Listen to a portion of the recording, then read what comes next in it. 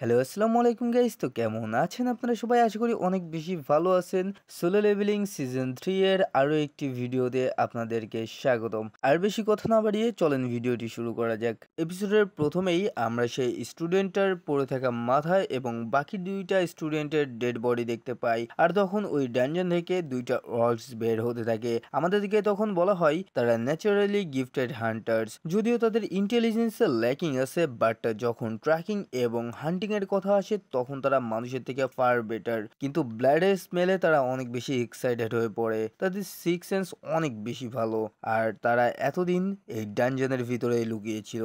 এরপর আমরা দেখতে পাই একটা অর্কস তখন অন্য একটা অর্কসকে বলে, এই জায়গায় অনেক বেশি শিকার আছে, আমি ফাইটে যাচ্ছি, তুমি আমাদের টিমের বাকি মেম্বারদেরকে ডেকে নিয়ে আসো। এরপর আমরা কিছু স্টুডেন্টদের দেখতে পাই যারা হঠাৎই কিছু একটা দেখে শকড হয়ে যায়, আর আমরা দেখতে পাই ওই অর্কসটা তাদের উপরে অ্যাটাক করে দিয়েছে। আর তখনই সিন কাট হয় এবং আমরা বুসানের ডানজন দেখতে পাই, যেটা রিয়েলিটিতে অনেক বড় একটা ডানজন ছিল।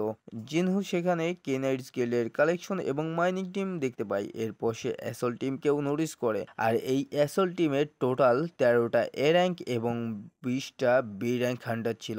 আর সবথেকে মোস্ট এ র্যাঙ্ক হান্টারদের গিল্ড থেকে এমনটাই এক্সপেক্টেড ছিল। যাই হোক, আমরা দেখতে পাই এসএল টিমের হান্টার্সরা জিনহুকে দেখে ঘিরে ফেলে এবং বিভিন্ন রকম কোশ্চেন করতে থাকে।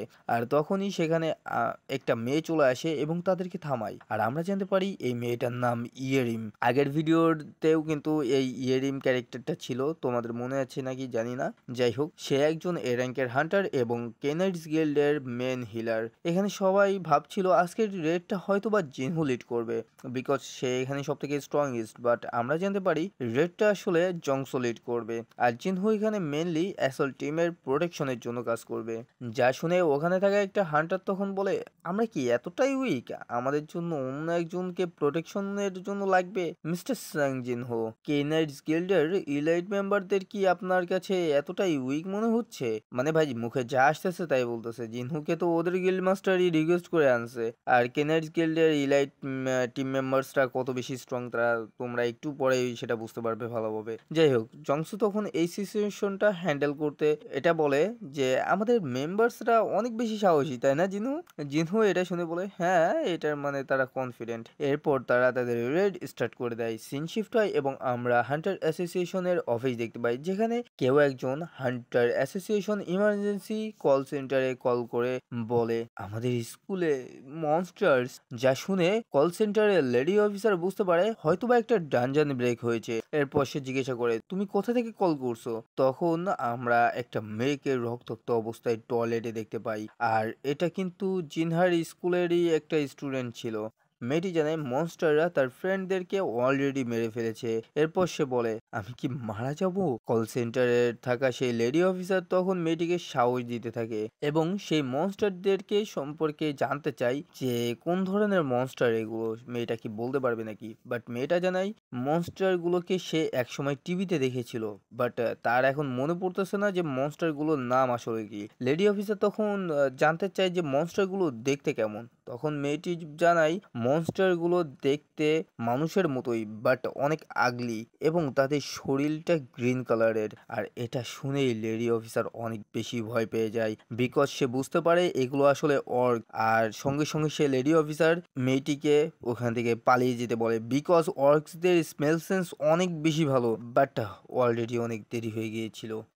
একটা ওয়ার্কস এসে মেয়েটিকে তখন মেরে দেয়। সিন শিফট হয় এবং আমরা কিছু স্টুডেন্টকে দেখতে পাই যারা একটি রুমের মধ্যে ছিল, আর কিছু স্টুডেন্ট বাইরে বের হতে সক্ষম হয়। এরপর আমরা 2টা ওয়ার্কসকে দেখতে পাই, যেখান থেকে একটি বলছিল আমরা মনে হয় অর্ধেকের মতো শিকারী হারিয়েই ফেলেছি। অন্য একজন তখন বলে, কোনো ব্যাপার না, এখনো আমাদের কাছে অনেক বেশি শিকার আছে, চলো এখন আমরা উপরের তলায় যাব এবং ওখানে থাকা সবাইকে হান্ট করব। সিন শিফট হয় এবং আমরা উপরের তলার দৃশ্য দেখতে পাই, যেখানে অনেকগুলো স্টুডেন্ট একটা রুমে নিজেদেরকে লক করে রেখেছিল। বাট হঠাৎই সেখানে গেট ভেঙে একটা অর্কস ঢুকে পড়ে, যা দেখে ওখানে থাকা একটা স্টুডেন্ট অন্য একটা রাস্তা দিয়ে পালানোর চেষ্টা করে। বাট সেখানেও একটা অর্ককে আমরা দেখতে পাই, আর কিছু বুঝে ওঠার আগেই সেই অর্কসটা সেই স্টুডেন্টটাকে মেরে দেয়। এরপর আমরা অন্য ২টা অর্কসকে দেখতে পাই যারা এখানে থাকা একটা হিউম্যানের থেকে ম্যাজিক পাওয়ার সেন্স করতে পারছিল।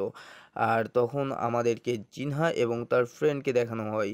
জিনহা এখানে মনে মনে তার ভাইকে মানে জিনহুকে ডাকতে থাকে। তখন আমরা দেখতে পাই জিনহার ফ্রেন্ড রেডি হয়ে যায় ফাইটের জন্য। যদিও সে একজন র্যাঙ্কের হান্টার এবং অনেক ভয় পেয়েছিল, বাট স্টিল এটা বাদে কোনো উপায় নাই। তোমরা তো নিশ্চয়ই এই ক্যারেক্টারকে চিনতে পারছো, সিজন 2 তে এটা অলরেডি দেখানো হয়েছে।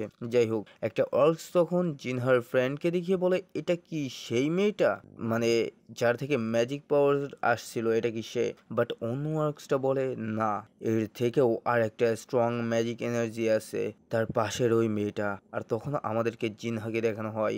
মেনলি জিনহার থেকেই ওরা ম্যাজিক এনার্জি ফিল করতে পারছিল। আর জিনহা অ্যাওয়াকের না হয়েও তার থেকে কেন ম্যাজিক এনার্জি ফ্লো হচ্ছে সেটা তোমরা একটু পরেই জানতে পারবা। এরপর আমরা দেখতে পাই অর্কস্টার জিনহা এবং তার ফ্রেন্ডের উপরে অ্যাটাক করতে যায়। আর ওরা ভয়ে চোখ বন্ধ করে ফেলে, বাট কিছুক্ষণ কেটে যাওয়ার পরেও তো ওদের কিছু হয় না। আর এটার জন্য ওরা চোখ খোলে এবং আমরা দেখতে পাই যে একটা শ্যাডো হাই ওয়ার্কস ওই মনস্টারটাকে ধরে ফেলেছে। এরপর সেই শ্যাডো হাই ওয়ার্কসটা মনস্টার ওয়ার্কসটাকে অনেক পাওয়ারফুল একটা পাঞ্চ করে, আর যেটার ফলে ওই মনস্টার ওয়ার্কসটা বিল্ডিংয়ের ছাদ ভেঙে উপরে চলে যায়।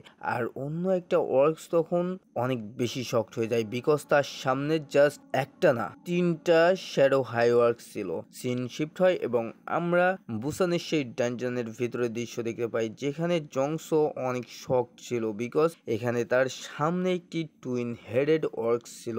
ইমিডিয়েটলি অর্কসটা তাদের উপরে তখন অ্যাটাক করে দেয়, বাট জংসো তার অ্যাবিলিটি ইউজ করে একটা শিল্ড টাইপ কিছু ক্রিয়েট করে এবং অ্যাটাকটাকে ব্লক করে। আর তখনই অন্য একটা হান্টার টুইন হেডেড অর্কসটার চোখগুলাকে তার সোয়ার্ড দিয়ে ফাটিয়ে দেয়। আর এই সুযোগে অন্য আরও একটি হান্টার মনস্টারটার উপরে অ্যাটাক করে এবং ফাইনালি 2টা ম্যাজিশিয়ান হান্টার তাদের ম্যাজিক ইউজ করে অর্কসটাকে পুরোপুরি ধ্বংস করে ফেলে।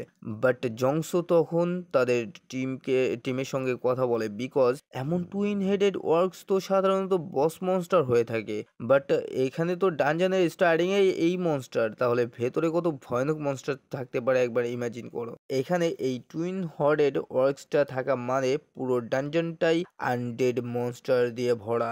সবাই এগুলো নিয়েই ডিসকাস করছিল, আর তখনই জিনহু কিছু একটা ফিল করতে পারে আর সঙ্গে সঙ্গে সে জংসোকে জানায় তাকে একটা ইমার্জেন্সি কাজে যেতে হবে। বাট জংসো বলে জিনহুকে ছাড়া তো তারা এই ডানজনটা ক্লিয়ারই করতে পারবে না। জিনহু তখন বলে, আচ্ছা তাহলে আমি যদি তোমাদেরকে এমন কাউকে রেখে যাই এখানে যে আমার প্লেসটা নিতে পারবে, তাহলে কি হবে?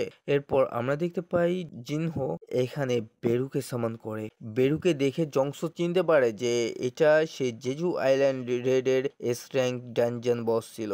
জিনহো তখন বেরুকে হিউম্যানদেরকে প্রোটেক্ট করার জন্য বলে। বেরু তখন জিজ্ঞাসা করে, আর নন হিউম্যান? জিনহো তখন বলে, তোমার যা ইচ্ছা তুমি নন হিউম্যানদের সঙ্গে সেটা করতে পারো। আর এটা বলেই সে ডানজনের বাইরের দিকে যেতে থাকে, বাট তার সামনে অনেকগুলো আনডেড মনস্টার চলে আসে। বাট যে জিনহু এখানে অনেক বেশি রেজ মোডে ছিল, বাট সে হঠাৎই খেয়াল করে হঠাৎ করে সব জিনহু সামনে থেকে সরে গেছে, যা দেখে জিনহু অনেক বেশি শক। জিনহু তখন ফুল স্পিডে দৌড় দেয় এবং কাইসেলকে সামন করে জাম্প করে দেয়। আর জিনহুর শ্যাডো থেকে কাইসেল তখন বের হতে থাকে এবং অনেক স্পিডে জিনহু সেই ডানজন থেকে বাইরে চলে আসে। জিনহু তখন কাইসেলকে তার ফুল স্পিডে জিনহার কাছে যেতে বলে এবং একটা স্কিল ইউজ করে, যার মাধ্যমে জিনহুর শ্যাডোদের স্টার্টস 50% ইনক্রিজ হয়ে যাবে। মানে বেরু সহজেই ওই ডানজন বসের সঙ্গে ফাইট করতে পারবে এবং কাইসেল খুব দ্রুত জিনহার কাছে যাইতে পারবে। তো এই ছিল আমাদের আজকের ভিডিও। যদি ভিডিওটি ভালো লেগে থাকে তাহলে অবশ্যই একটি লাইক করে দেবেন এবং চ্যানেলটি সাবস্ক্রাইব করতে ভুলবেন না।